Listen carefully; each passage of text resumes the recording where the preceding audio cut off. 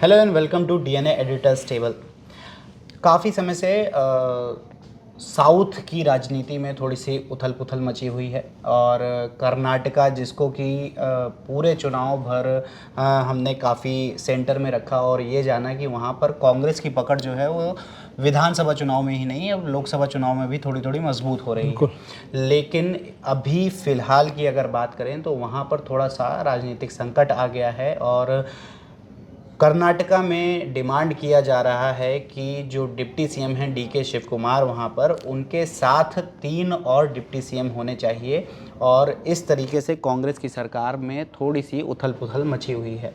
आज हम इसी टॉपिक पर एनालाइज करेंगे और जानेंगे कि ये डिप्टी सीएम और ज़्यादा डिप्टी सीएम होना क्यों ज़रूरी है, क्या इसकी वजह है, और ये वजह बताने के लिए आज हमारे साथ मौजूद हैं डीएनए के एडिटर तनवीर आज़म जी। तो तनवीर जी, ऐसा क्यों हो रहा है कि कर्नाटका में और ज़्यादा डिप्टी सीएम की मांग की जा रही है? क्या एक पोस्ट से उतना काम नहीं संभाला जा सकता? नहीं, देखिए, ये कांग्रेस मतलब अगर आप देखें तो ये जो डिमांड आ रही है, तीन चार डिप्टी सीएम और करने की डिमांड आ रही है, और ये डिमांड जो है वो कांग्रेस के अंदर से ही आ रही है, कांग्रेस के बाहर से नहीं आ रही है। और इसके पीछे कहीं ना कहीं कांग्रेस के जो लीडर्स हैं उनकी राजनीति ही है। और आज जैसा सबको पता है, कांग्रेस की वहाँ सरकार है। कांग्रेस ने विधानसभा में बहुत अच्छा प्रदर्शन किया था, लोकसभा में भी पिछले बार के अगर आप तुलना करें तो बहुत अच्छा प्रदर्शन है। पिछली बार 1 सीट थी, इस बार बढ़ के वो 9-10 सीटों पर आ गए। लेकिन जब से लोकसभा के चुनाव हुए उसमें कांग्रेस को जो जैसे प्रदर्शन की उम्मीद थी उतनी अच्छा वो अपना परफॉर्म नहीं कर पाई है। अब जो डिमांड आ रही है वो कांग्रेस की तरफ से आ रही है। इसके पीछे की 2 राजनीति मैं मतलब दर्शकों को बताना चाहता हूँ। एक तो ये है कि जब कांग्रेस ने वहाँ विधानसभा चुनाव जीता था तो अभी एक सीएम है सिद्धरमैया और डिप्टी सीएम है डीके शिव कुमार। सिद्धरमैया कोरबू जाति से आते हैं, ठीक है, जो ओबीसी है और काफ़ी आबादी है उनकी वहाँ पे। और सिद्धरमैया वोकालिगा से आते हैं जो तकरीबन 7-8% है, उस जाति से आते हैं, उस जाति से आते हैं। वोकालिगा वही समाज है जिससे एचडी देवगौड़ा वगैरह भी बिलोंग करते हैं। तो जब चुनाव जीती थी कांग्रेस और इसमें डीके शिव कुमार का काफ़ी अच्छा योगदान था। उसके बाद ये भी एक थे कि डीके शिव कुमार चाहते थे कि वो मुख्यमंत्री बने और उसको लेके काफ़ी खींचातान भी रही। और वो मतलब यहाँ क्या कहते हैं, दिल्ली तक बात आई, हाईकमान जो है मतलब राहुल गांधी, सोनिया गांधी, इन लोगों तक बात आई। फाइनली मतलब ये हुआ कि भाई सिद्धरमैया अभी बने। उस पर ये ऑन रिकॉर्ड नहीं है, लेकिन ऐसी खबरें हमारे पास आई और ऐसी खबरें हैं कि ये डील हुई थी कि 2.5 साल सिद्धरमैया और 2.5 साल डीके शिव कुमार रहेंगे। अब सिद्धरमैया को ये डर है कि कहीं 2.5 साल के बाद ये दोबारा चेंज ना कर लें और वो अपना डिमांड ना मांगने लगे।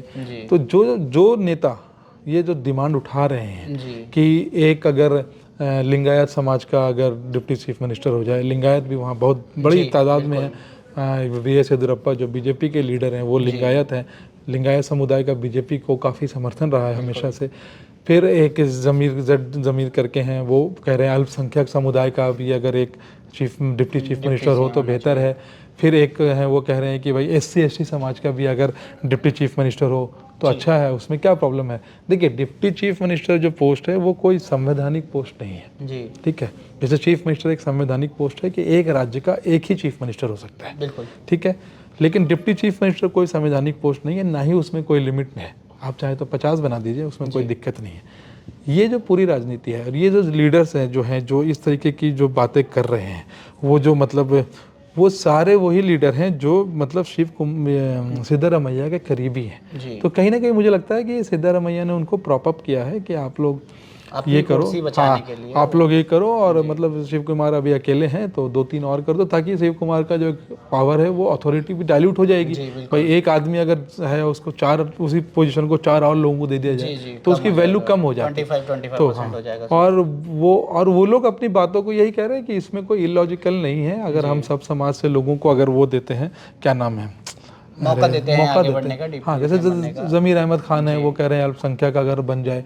देखिए, कर्नाटका में माइनॉरिटी की अच्छी खासी आबादी है और पिछले विधानसभा चुनाव में भी और इस लोकसभा चुनाव में भी ये देखा गया कि माइनॉरिटी बिल्कुल जाके मुसलमान खासकर बिल्कुल कांग्रेस के समर्थन में चले गए। जो पहले थोड़ा बहुत जेडीएस को भी सपोर्ट करते थे, इस बार वो विधानसभा और अब तो जेडीएस बीजेपी के साथ जब सब लड़ रही है तो वो, और उन्होंने वो फिर एक केन रजन्ना जो है वो कह रहे हैं कि भाई कोई लिंगायत बन जाए।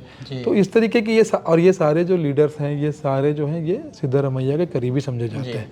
अब ये एक बड़ी मुसीबत मैं कहूँगा कांग्रेस के लिए, क्योंकि कांग्रेस ऐसे ही उनके पार्टी में बहुत ज़्यादा जगहों पे पावर में नहीं है। तेलंगाना, कर्नाटका, हिमाचल, अगर अपने दम पे देखें तो यही 3 जगहों पे है। और उसमें कर्नाटका में मतलब अगर इस तरीके का अंतरकलह है तो ये कांग्रेस के लिए एक ट्रबल है, एक वार्निंग साइंस है।